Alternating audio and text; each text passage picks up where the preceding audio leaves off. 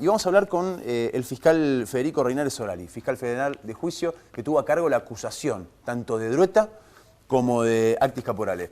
Doctor, ¿cómo le va? Gracias por atendernos.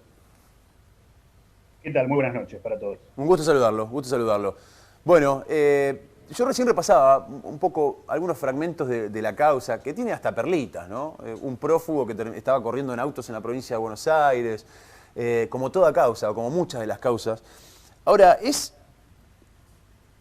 por ejemplo, cuando hablamos de Drueta, Drueta termina siendo, según la investigación, según su rol, termina siendo un llanero solitario, era el hombre que se cortaba solo, o es posible que atrás de Drueta haya más. Me refiero a instituciones del Estado generando una situación clara de la policía controlando el negocio narco.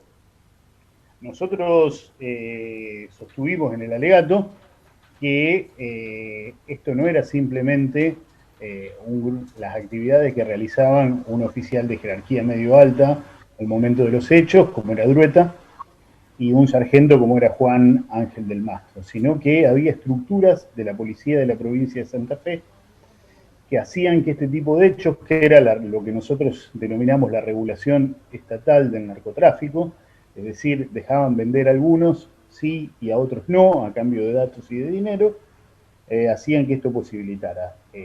Un espaldarazo fuerte para eso fueron las grabaciones que fueron encontradas en dispositivos electrónicos e informáticos pertenecientes a Alejandro Miguel Drueta, en el que se ve una ristra de conversaciones que no fueron las que fueron hechas públicas en las últimas semanas, sino que tiene muchas conversaciones con otros jefes policiales y en el que se evidencia que esto que hacía Drueta y Del Mastro no era algo que se le ocurrió a Drueta y a Del Mastro, sino que determinadas personas que formaban parte de estructura de la policía de la provincia de Santa Fe, encargadas teóricamente de perseguir penalmente el narcotráfico, lo hacían de esta manera.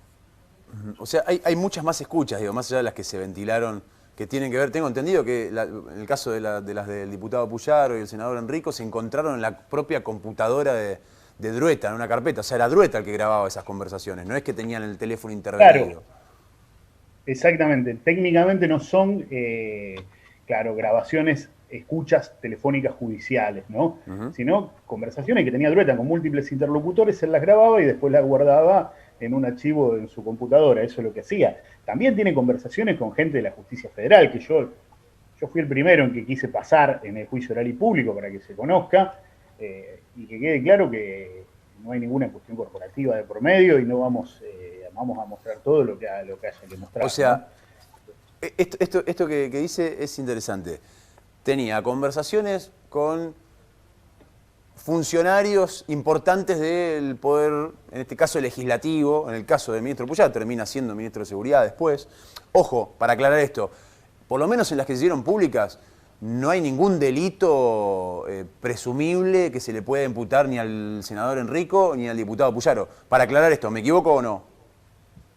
Nosotros vamos a hacer remisiones y en principio, las remisiones que vamos a hacer es respecto del personal, de otros personal de la policía de la provincia de Santa Fe. No dijimos cuáles van a ser las remisiones que vamos a hacer, porque obviamente, si bien esto se ventiló en una audiencia oral y pública, y por eso, digamos, a uno le puede gustar más o menos que estos audios se ventilen, pero bueno, es una audiencia oral y pública, digamos, no hay nada legal que impida que estos audios, digamos, la población lo conozca, digamos, porque cualquier persona que hubiese querido ir a presenciar el juicio oral, hubiese querido conectarse, tenía derecho a hacerlo, ¿no? Pero bueno, vamos a ser cautos, pero respecto a quiénes son las personas que vamos a señalar para que se sigan investigando, sí podemos anticipar que por otros hechos similares vamos a pedir que se le investigue a Alejandro Miguel Drueta y también fundamentalmente a personal policial de la provincia de Santa Fe. Y como usted decía, analizadas separadamente estas conversaciones, bueno, lo dejo a criterio de ustedes, de sus oyentes, que cada uno puede tener la opinión que le merezca esto, pero no necesita mi opinión como magistrado encargado de la persecución penal, que a lo que yo me dedico, ¿no? Está claro. Nosotros la pasamos para contextualizar quién era Drueta. Drueta tenía una ristra de contactos múltiples de muchos ámbitos y nosotros decíamos, bueno, a ver, Drueta venía de regular el narcotráfico con actos caporales. Se encuentra con un problema en Venado Tuerto, cuando un fiscal le allana la brigada, qué sé yo, y sale muchos miembros de la clase política a bancarlo. Y después de eso, y claro, imagínense, nosotros tenemos hechos posteriores de que Drueta hacía el mismo, digamos, y entonces, claro, Drueta se sentía fuerte, digamos. O sea, esos audios que son de 2012, después 2012, exactamente. tienen posteriormente otras conversaciones similares, y donde Drueta termina creciendo siempre. Sí. Otras causas, porque, digamos, la manera en que una de las contraprestaciones que tenían mutuamente Drueta y Actis Caporales era que le señalara procedimientos, le brindara datos para que Drueta armara procedimientos fraguados, ¿no? Y nosotros tenemos evidencia en esa computadora que eso lo siguió haciendo, siguió invocando en las actas públicas en las que él estaba obligado a decir verdad circunstancias que no eran ciertas. Evidentemente para blanquear datos de personas similares a Actis Caporales. Ahora, mencionabas recién funcionarios de la justicia federal.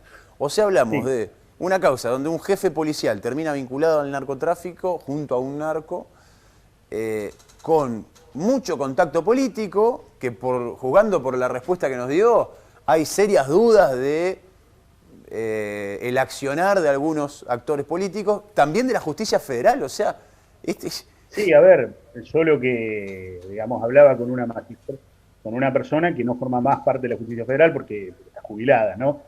Pero, a ver, ahí hay no un delito, pero una incorrección funcional, digamos, ¿no? Porque era una jueza de un tribunal oral que ha juzgado múltiples procedimientos en los que Alejandro Miguel Drueta ha intervenido como funcionario de la policía.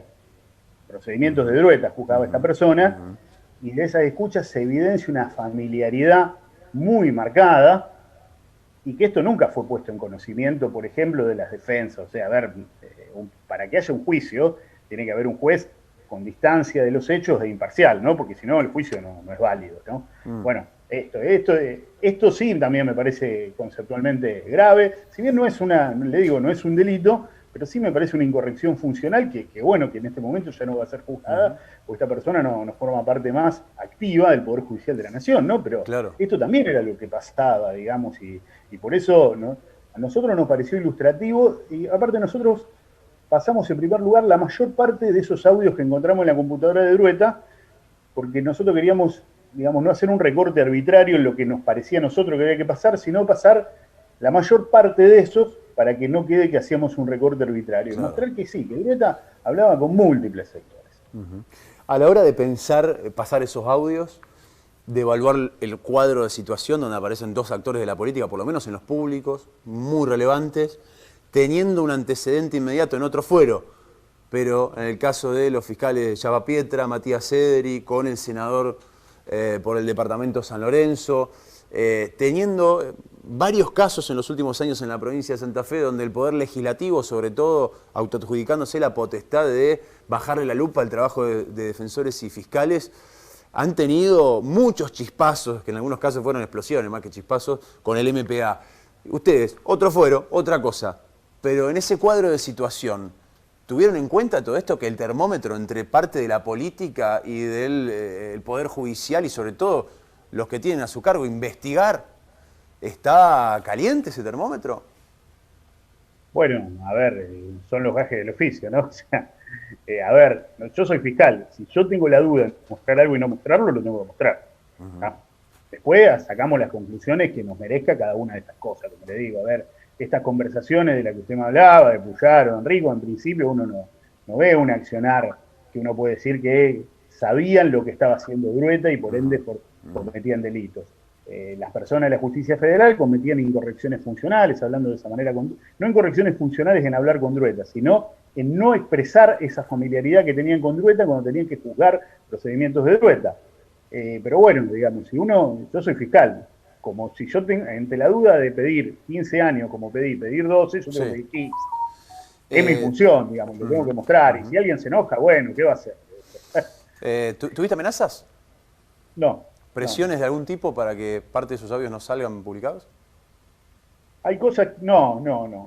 Después cosas que se suelen interpretar como presiones y amenazas, pero bueno, a ver, digamos, hay opiniones de todos los colores. Si uno veía las redes sociales, los diarios, sí, hay opiniones. Pero a ver, vamos a ser claros, cuando nosotros, en la mayoría de los casos que juzgamos, juzgamos a jóvenes pobres provenientes de sectores de bajos recursos, ¿no? Absolutamente. Y obviamente, si le preguntan la opinión que tienen de mí a la madre, a la tía de esos chicos, no debe ser buena, pero ellos no tienen acceso a la prensa, ¿no? Entonces, bueno, sí, acá nos metimos con un alto jefe policial y sí, obviamente, tiene acceso a recursos simbólicos que otras personas no tienen. Pero bueno, digamos, también eso es un defecto de la justicia, ¿no? Que siempre pone su mirada sobre los jóvenes de los sectores menos favorecidos, con preponderancia por otros sectores, digamos, ¿no? Nosotros estamos tratando por toda la fuerza de poder hacer una causa por una asociación ilícita tributaria y nos está costando muchísimo, ¿no? O sea, en cambio, causas por narcomenudeo tenemos todas las semanas, todos los días. Hace un rato salí de una audiencia de una causa de esas. Entonces, pero bueno, son la obligación que uno tiene, ¿no? Porque la igualdad de la ley implica juzgar a todos, provengan de donde provengan, ¿no? Doctor, muchas gracias por su tiempo, muy amable. No, por favor, hasta luego.